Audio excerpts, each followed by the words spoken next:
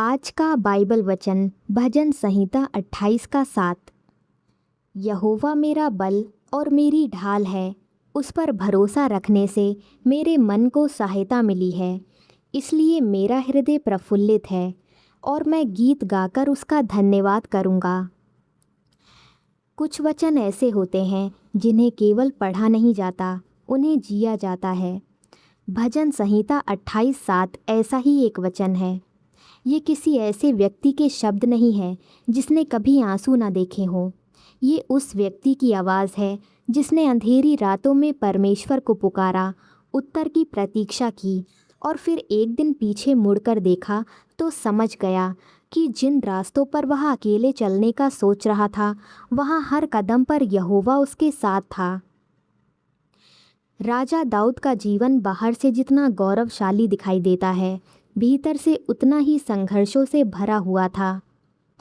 एक समय वह जंगलों में छिपकर जीवन बचा रहा था, कभी अपने ही राजा के क्रोध से बच रहा था, तो कभी अपने ही परिवार के टूटे हुए संबंधों का दर्द सह रहा था।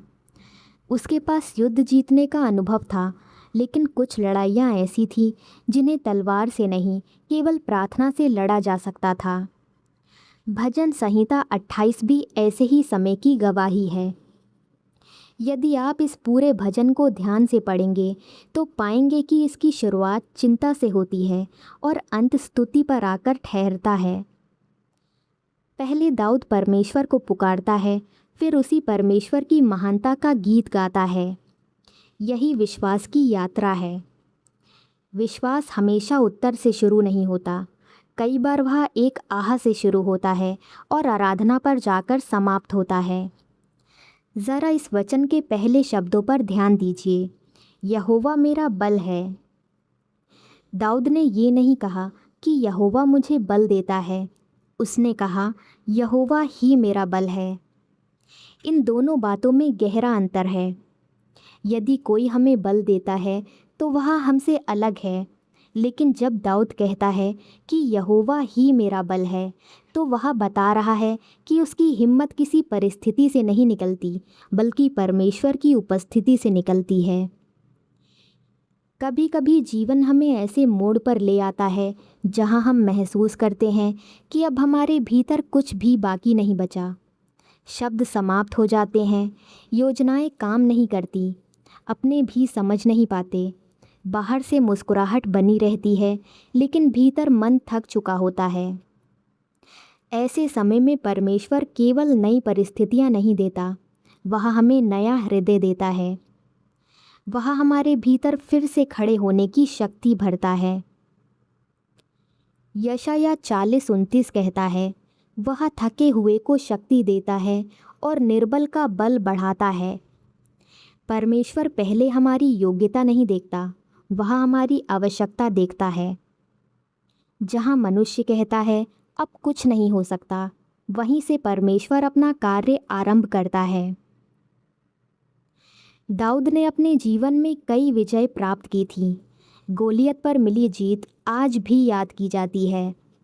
लेकिन यदि हम सोचें कि दाऊद की सबसे बड़ी शक्ति उसकी गुलेल थी, तो हम उसके जीवन को सही तरह से नहीं समझ पाएंगे। उसकी सबसे बड़ी शक्ति ये थी कि वह हर परिस्थिति में परमेश्वर की ओर लौटना जानता था। उसकी सबसे बड़ी आदत युद्ध नहीं, प्रार्थना थी। इसलिए जब वह गिरा भी, तब भी पूरी तरह टूटकर समाप्त नहीं हुआ। उसने पश्चाताप किया, परमेश्वर के पास लौटा और परमेश्वर ने उसे फिर से संभाल लिया। यही कारण है कि इस वचन में बल के साथ ढाल शब्द भी जुड़ा हुआ है। ढाल का काम केवल वार रोकना नहीं होता। युद्ध में सैनिक अपनी ढाल को अपने शरीर के सबसे कमज़ोर हिस्सों के सामने रखता था। जहां उसे सबसे अधिक चोट लगने का डर होता था, वहीं वो ढाल को आगे करता। क्या ये सुंदर चित्र नहीं है? जिन स्थानों पर हम सबसे अधिक असुरक्षित महसूस करते हैं, परमेश्वर वहीं अपनी उपस्थिति सबसे गहराई से प्रकट करता है। किसी का मन भय से घायल है, कोई भविष्य को लेकर बेचैन है, किसी का विश्वास बार बार डगमगा जाता है, कोई अपने परिवार के लिए रोता है, कोई ऐसी बीमारी से लड़ रहा है जिसका अंत दिखाई नहीं देता। कोई बाहर से मजबूत दिखता है लेकिन भीतर टूट चुका है। मनुष्य इन घावों को पूरी तरह नहीं देख पाता, परंतु परमेश्वर देखता है। इसलिए भजन संहिता 3:3 में दाऊद कहता है, हे यहोवा, तू मेरे चारों ओर मेरी ढाल है। ये केवल सुरक्षा का वचन नहीं, बल्कि परमेश्वर की निकटता का वचन है। हम अक्सर परमेश्वर से कहते हैं, प्रभु इस समस्या को हटा दीजिए, लेकिन कई बार वह समस्या तुरंत नहीं हटाता। वह पहले स्वयं हमारे पास आकर खड़ा हो जाता है, क्योंकि वो जानता है कि यदि उसका साथ हमारे पास है तो हम उस रास्ते से भी निकल जाएंगे जिससे निकलना हमें असंभव लगता था। यही बात प्रभु यीशु के जीवन में भी दिखाई देती है। जब शिष्य तूफान में घबरा गए थे, तब यीशु ने सबसे पहले नाव नहीं बदली, समुद्र भी तुरंत शांत नहीं किया। पहले वह उनके बीच उपस्थित था, उसकी उपस्थिति ही उनके भय का उत्तर थी। बाद में उसने हवा और लहरों को भी शांत कर दिया। मरकुस 4:39 हमें याद दिलाता है कि जो प्रभु समुद्र को शांत कर सकता है, वह हमारे भीतर उठ रहे तूफानों को भी शांत कर सकता है। भजन संहिता 28:7 का अगला भाग कहता है, उस पर भरोसा रखने से मेरे मन को सहायता मिली है। ध्यान दीजिए, दाऊद ने ये नहीं कहा कि मेरी परिस्थिति बदल गई इसलिए मुझे शांति मिली। उसने अपने मन की बात कही। सहायता सबसे पहले उसके भीतर पहुंची, क्योंकि यदि मन टूट जाए तो बाहर की सुविधाएं भी हमें सांत्वना नहीं दे पाती। लेकिन जब परमेश्वर मन को छू लेता है, तब कठिन रास्ता भी आशा से भर जाता है। नीति वचन 4:23 कहता है, सब प्रकार से अपने मन की रक्षा कर, क्योंकि जीवन का मूल स्रोत वही है।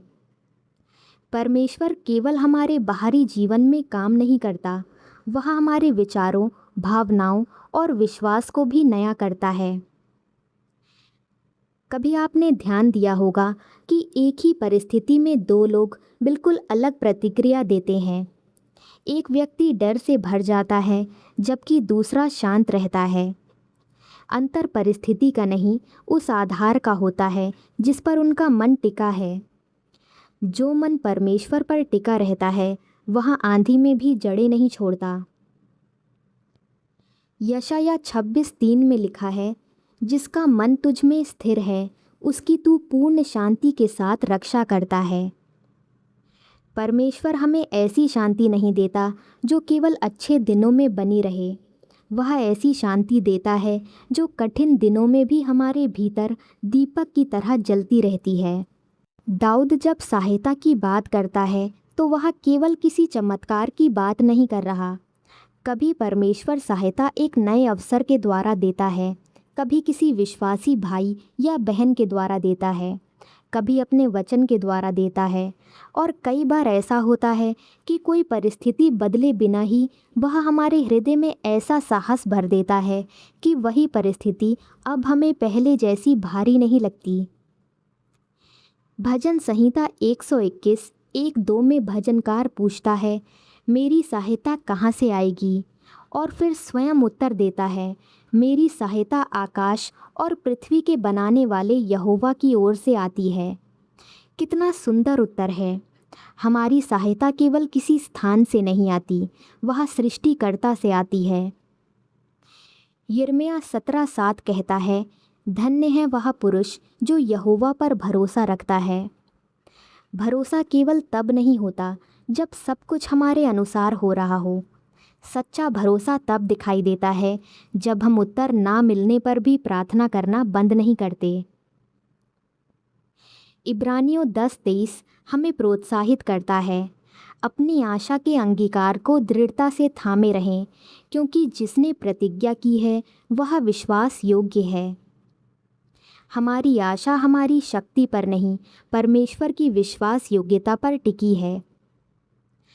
अब दाऊद का हृदय बदल चुका है। वही व्यक्ति जो पहले सहायता के लिए पुकार रहा था, अब कहता है, मेरा हृदय प्रफुल्लित है। ध्यान दीजिए, उसने ये नहीं कहा कि मेरी परिस्थितियाँ प्रफुल्लित हैं। उसने अपने हृदय की बात कही। परमेश्वर बाहर की दुनिया बदलने से पहले भीतर के मनुष्य को बदलता है। यही सुसमाचार की सुंदरता है। प्रभु यीशु हमारे जीवन में केवल नई घटनाएं नहीं लाते, वह हमें नया बना देते हैं।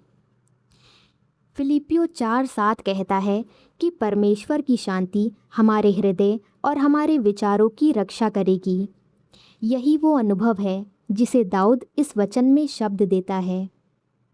और फिर वो कहता है, मैं गीत गाकर उसका धन्यवाद करूँगा।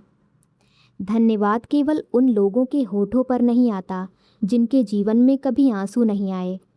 सबसे गहरा धन्यवाद अक्सर उसी व्यक्ति के मुंह से निकलता है जिसने परमेश्वर की विश्वास योग्यता को अंधकार के बीच अनुभव किया हो।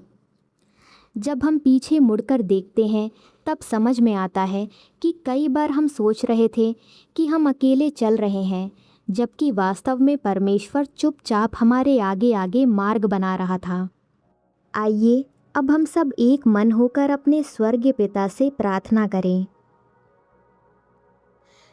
हे स्वर्गीय पिता, हम आपके सामने वैसे ही आते हैं जैसे हम हैं। आप हमारे शब्दों से पहले हमारे मन को जानते हैं। आप हमारे चेहरे की मुस्कान के पीछे छिपी हुई थकान को भी देखते हैं और उन आंसुओं को भी जानते हैं जो किसी ने नहीं देखे। प्रभु, आपका धन्यवाद कि आपने हमें आज फिर अपने वचन के द्वारा याद दिलाया कि हमारा बल हमारी परिस्थितियां नहीं हैं, हमारा बल आप हैं। संसार का सहारा कभी भी छूट सकता है, परंतु आपका हाथ कभी नहीं छूटता। हे दयालु परमेश्वर, कई बार हम अपने ही बोझ उठाते उठाते थक जाते हैं। हम हर समस्या का उत्तर अपनी समझ से ढूंढने लगते हैं। हम भविष्य की चिंता में आज की शांति खो देते हैं। लेकिन आज आपका वचन हमें वापस आपकी ओर बुला रहा है। हमें सिखाइए कि हम अपने मन का भार आपके चरणों में रख दें। हमें ये विश्वास दीजिए कि जिस परमेश्वर ने अब तक हमारा साथ नहीं छोड़ा, वो आगे भी हमें नहीं छोड़ेगा। हे करुणामय प्रभु, यदि इस समय कोई भाई या बहन अपने जीवन की किसी बड़ी लड़ाई से गुजर रहा है, तो उसके पास अपनी सामर्थ्य भेजिए। हो सकता है बाहर से कोई उसकी पीड़ा को ना समझता हो, लेकिन आप सब जानते हैं। उसके टूटे हुए मन को अपने वचन से संभाल लीजिए। जहाँ निराशा ने जगह बना ली है, वहाँ आपकी आशा का प्रकाश भर दीजिए। जहाँ भय ने मन को बांध रखा है, वहाँ आपका सत्य उसे स्वतंत्र कर दे। हे प्रभु यीशु, आपने कहा था कि जो थके मांदे हैं आपके पास आएं। आज हम भी आपके पास आते हैं। हमारे मन की थकान दूर कीजिए। हमें केवल आराम नहीं, बल्कि आपकी उपस्थिति चाहिए, क्योंकि जब आप हमारे साथ होते हैं तब कठिन रास्ता भी अकेला नहीं लगता। हे प्रेममय पिता, आज हम स्वीकार करते हैं कि कई बार हमारा भरोसा आपसे अधिक अपनी योजनाओं पर रहा। जब सब कुछ हमारे अनुसार चलता रहा, तब हम निश्चिंत रहे। लेकिन जैसे ही परिस्थितियां बदली, हमारा विश्वास भी डगमगाने लगा। प्रभु, हमें क्षमा कीजिए। हमें ऐसा विश्वास दीजिए जो केवल अच्छे दिनों का विश्वास ना हो, बल्कि आंसुओं के बीच भी आपको थामे रहे। हे सर्वशक्तिमान परमेश्वर, आपका वचन कहता है कि आप हमारी ढाल हैं। इसलिए हम अपने जीवन के हर उस क्षेत्र को आपके हाथों में सौंपते हैं जहां हम स्वयं को असुरक्षित महसूस करते हैं। हमारी आत्मा की रक्षा कीजिए, हमारे मन की रक्षा कीजिए, हमारी सोच की रक्षा कीजिए। हमें उन बातों से बचाइए जो धीरे धीरे हमारे विश्वास को कमज़ोर करती हैं। हमें ऐसे निर्णय लेने की बुद्धि दीजिए जो आपकी इच्छा के अनुसार हों। हे विश्वास योग्य प्रभु, जिन परिवारों में कलह है वहाँ अपनी शांति भेजिए। जहाँ पति पत्नी के बीच दूरी आ गई है, वहाँ प्रेम और समझ को फिर से जीवित कीजिए। जहाँ माता पिता और बच्चों के बीच संवाद टूट गया है, वहाँ मेल मिलाप का मार्ग खोलिए। हमें ऐसा परिवार बनने में सहायता कीजिए जहाँ आपका वचन आदर पाए और आपका प्रेम दिखाई दे। हे दयालु पिता, जिन माता पिताओं का मन अपने बच्चों को लेकर चिंतित है, उन्हें सांत्वना दीजिए। जो अपने बच्चों के भविष्य के लिए प्रार्थना कर रहे हैं, उनके विश्वास को दृढ़ कीजिए। हमारे बच्चों को बुरे मार्ग से बचाइए। उनके हृदय में बचपन से ही आपके प्रति आदर और प्रेम उत्पन्न कीजिए।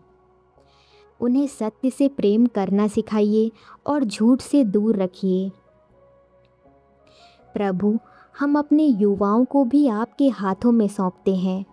ये संसार उन्हें अनेक दिशाओं में खींचता है।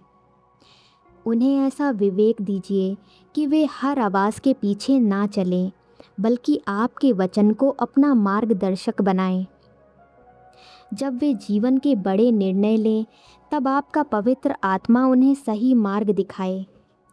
उन्हें ऐसे मित्र, ऐसा वातावरण और ऐसी सोच दीजिए जो उन्हें आपके और निकट ले आए। हे चंगाई देने वाले परमेश्वर, हम उन सब के लिए प्रार्थना करते हैं जो बीमारी से संघर्ष कर रहे हैं, जो अस्पताल में है, कोई अपने घर में दर्द सह रहा है, कोई ऐसी बीमारी से जूझ रहा है जिसका इलाज लंबा है। प्रभु, आप महान चिकित्सक हैं। यदि आपकी इच्छा हो तो उन्हें चंगा कीजिए। उनके शरीर को नई शक्ति दीजिए। उनके मन से भय दूर कीजिए। उपचार करने वाले डॉक्टरों, नर्सों और सभी स्वास्थ्य कर्मियों को भी बुद्धि और करुणा प्रदान कीजिए। हे स्वर्ग पिता, जिन लोगों पर आर्थिक बोझ है, उनके लिए हम प्रार्थना करते हैं। उन्हें केवल धन नहीं, बल्कि आपकी बुद्धि, ईमानदारी और धैर्य दीजिए। उनके लिए ऐसे द्वार खोलिए जहां वे सम्मान के साथ परिश्रम कर सकें। उन्हें लालच से बचाइए और हर परिस्थिति में आपकी व्यवस्था पर भरोसा करना सिखाइए। हमें संतोष का मन दीजिए, क्योंकि आपका वचन कहता है कि भक्ति और संतोष बड़ा लाभ है। हे दयालु प्रभु, यदि किसी का मन भविष्य को लेकर डर से भरा है, तो आज उसके भीतर आपकी शांति उतर आए। हमें कल की चिंता में आज का विश्वास खोने ना दीजिए। हमें प्रतिदिन ये याद दिलाइए कि हमारे जीवन का एक एक दिन आपके हाथ में सुरक्षित है। हे पवित्र आत्मा, हमारे भीतर कार्य कीजिए। हमारे स्वभाव को बदल दीजिए। जहाँ क्रोध है, वहाँ नम्रता उत्पन्न कीजिए। जहाँ घमंड है, वहाँ दीनता दीजिए। जहाँ ईर्ष्या है, वहाँ प्रेम भर दीजिए। जहाँ क्षमा करना कठिन लगता है, वहाँ हमें क्रूस की याद दिलाइए। हमें ऐसा जीवन दीजिए जिसमें लोग हमारे शब्दों से पहले हमारे चरित्र में मसीही को देखें। हे सर्वशक्तिमान परमेश्वर, हमें ऐसा जीवन मत दीजिए जिसमें केवल आशीषें हों, बल्कि ऐसा हृदय दीजिए जो हर परिस्थिति में आपको पहचान सके। यदि कभी हमारी राह कठिन हो, तो हमें ये याद रहे कि आप हमारे आगे चल रहे हैं। यदि कभी हमारी आंखों में आंसू हों, तो हमें ये विश्वास रहे कि आप उन्हें व्यर्थ नहीं जाने देते। यदि कभी हमारी शक्ति समाप्त हो जाए, तो हमें भजन संहिता 28:7 की ये सच्चाई याद दिलाइए कि आप ही हमारा बल हैं। हम ये सब प्रार्थना अपने उद्धारकर्ता प्रभु यीशु मसीह के नाम में करते हैं। आमीन।